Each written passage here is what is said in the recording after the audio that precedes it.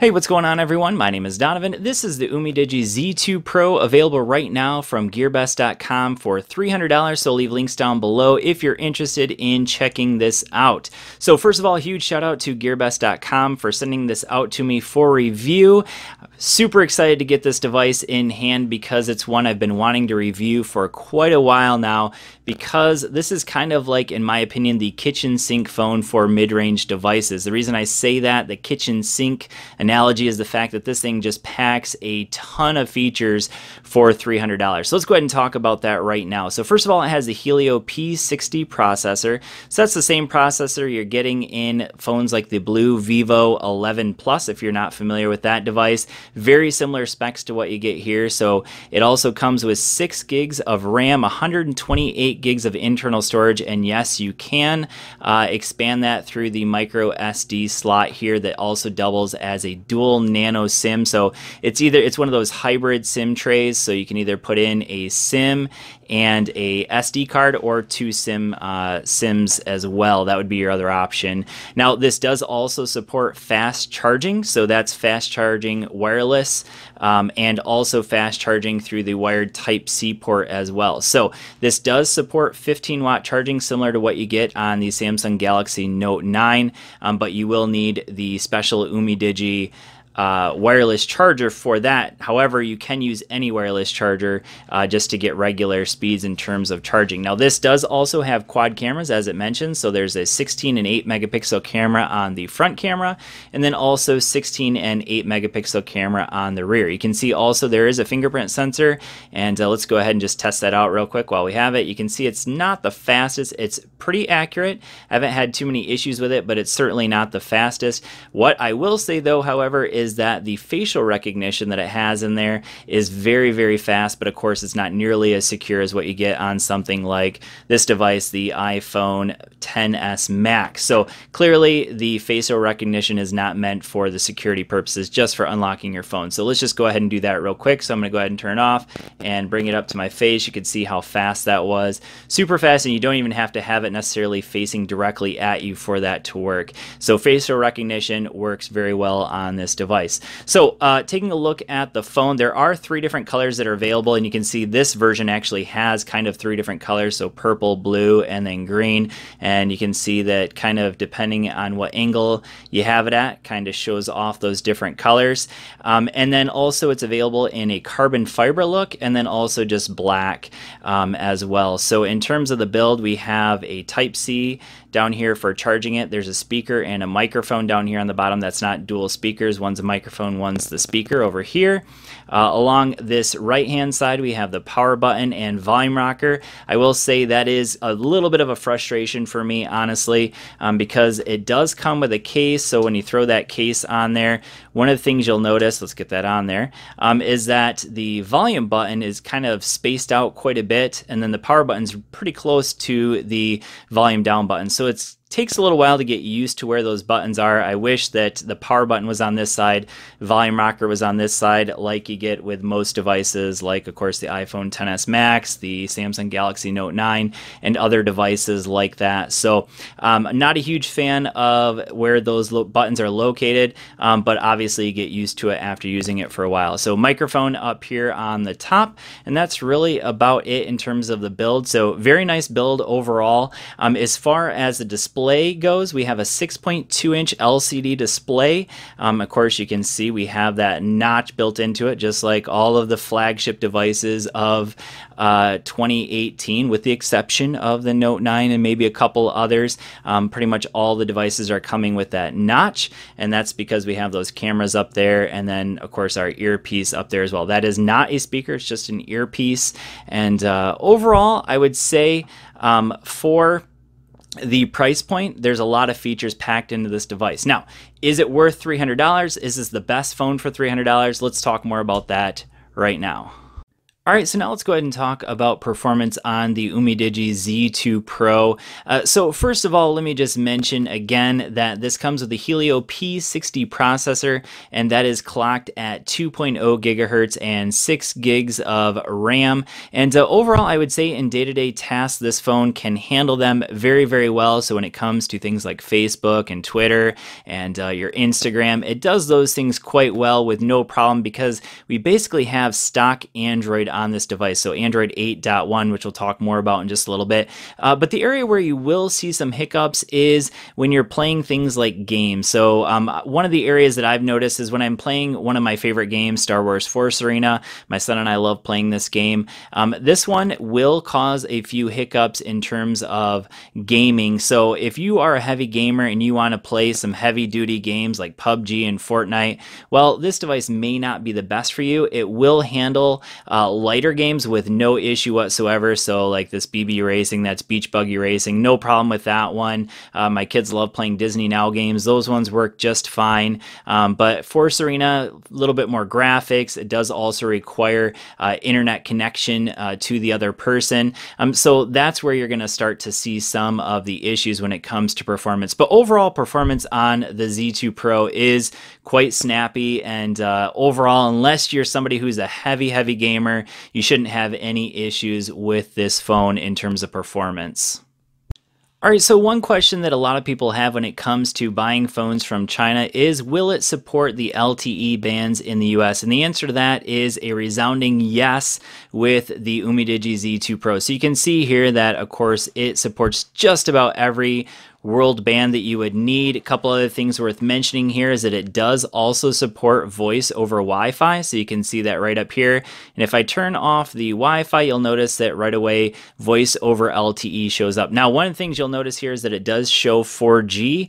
That actually is the Chinese version of LTE, so yes, this will support LTE. Now, I will mention though that in terms of the speeds that you actually get, let me just go ahead and show you real quick some of my speed tests results that I got with T-Mobile. So I'll go back in here to speed test. Hopefully that shows up. There we go. All right, so I'm going to go back to my results. So these are the results I had over 3 different time periods. So it looks like they were back in October 1st, but basically it's the same result every time. So that is 30 megabits per second. That is for the download and then upload over here. Now, in comparison, when I'm using that exact same speed test, the exact same day on my iPhone XS Max, I was getting closer to like 70 and 80. So yes, it does support LTE, but in terms of the download and upload speeds, it will not compare to the higher end flagships. So just a heads up, yes, it supports LTE, but the speeds aren't going to be as fast. Now, is that important? Probably not. Chances are you're not going to need that kind of speed, but just something worth mentioning if this is a phone you're worth thinking about picking up.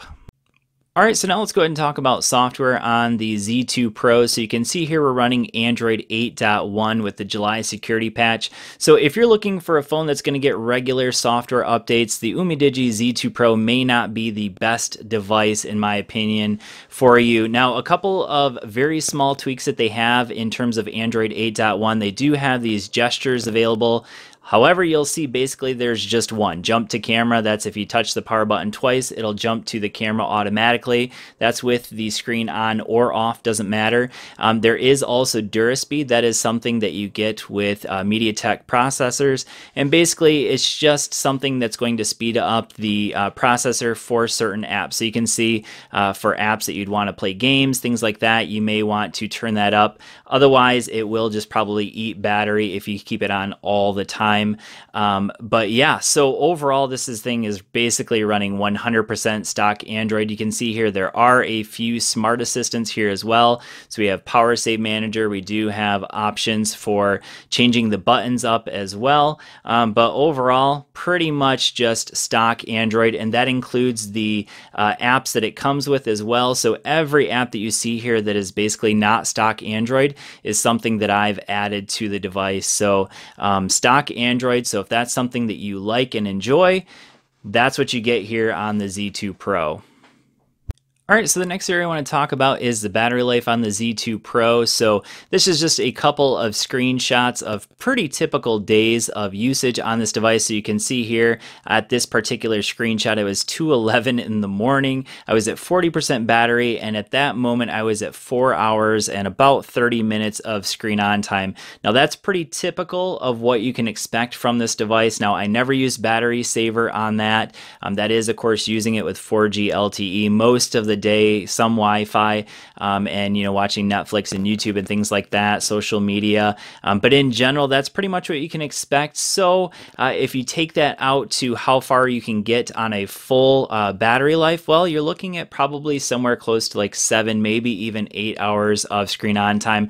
I never made it that far because honestly, I can't use my phone that much in a single day, but just something worth mentioning. So I'll go here into another one. Whoops, that was the same one. Let's go over here into the next one.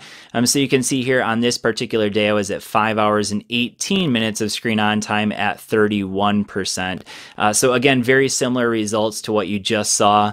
And overall battery life on this phone with a 3,550 milliamp hour battery has been very good and easily will get you through a full day of usage, unless of course you're using it very, very heavily. But again, we do have fast charging through that Type-C here. It does come with 18 watts for fast charging, and then also again it does support fast wireless charging as well with your typical charging stand, whether that be a Samsung one or an off-brand like this Chotec one.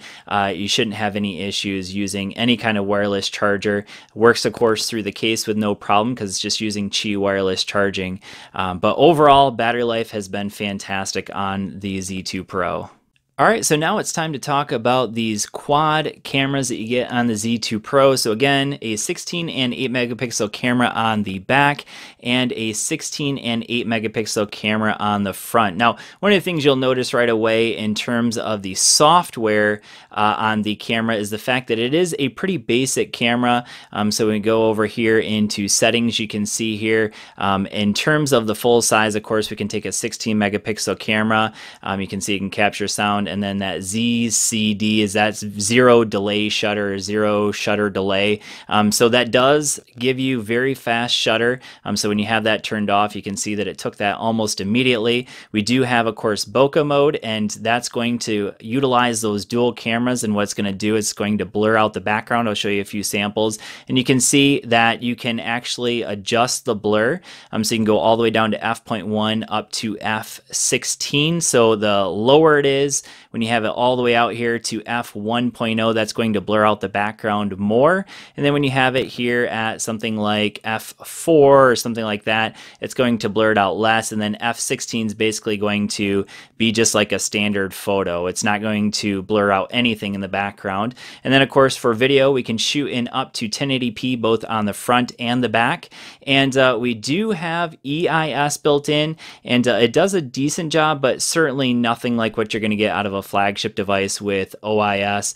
So you can see here again in the video quality, we can go full HD is the highest resolution we can get. So the question is, do these cameras compete with higher end phones? Well, the answer to that is definitely not. However, I will say I've overall been pretty impressed. It's certainly not an amazing camera, but one that also probably not going to be too embarrassed. So you can see this one had some bokeh effect there. So I had that one maybe at like f2.0 on that one. Some pictures of some apples.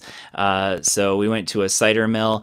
So this one's a pretty good picture of, actually this is the one I wanted to take a look at. So notice that it does have some pretty decent, you notice that it didn't blow out the background there. So that's a lot of times what you'll get with a cheaper camera, where it blows out those backgrounds. But overall, pretty good dynamic range on the pictures. So we'll go ahead and show you some of those up close and personal. Are the cameras going to blow you away? Certainly not, but they're also not terrible either. So go ahead and take a look at these photos and let me know what you think.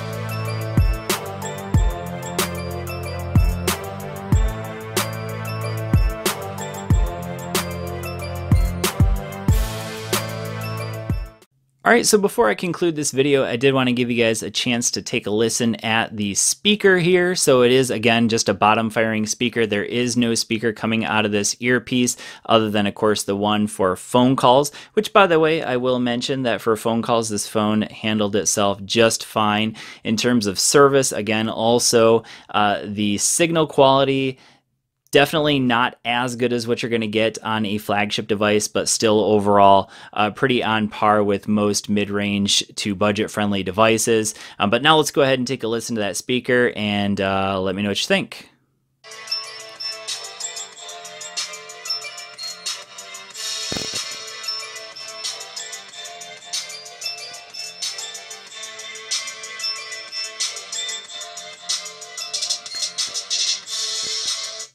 All right, so it's worth mentioning that that speaker does not get particularly loud, nor is it all that bass rich. Definitely kind of lacking in the bass there, so a little on the tinny side. But overall, for $300, I think this is a pretty interesting device. It's kind of right up there with that blue Vivo 11 Plus, very similar in terms of specs. This one I think maybe has a little bit more classy look to it, but overall very, very similar devices. So definitely check it out in the links down below. Let me know what you guys think in the comments. Thanks for watching, and I will see you on the next one. Peace.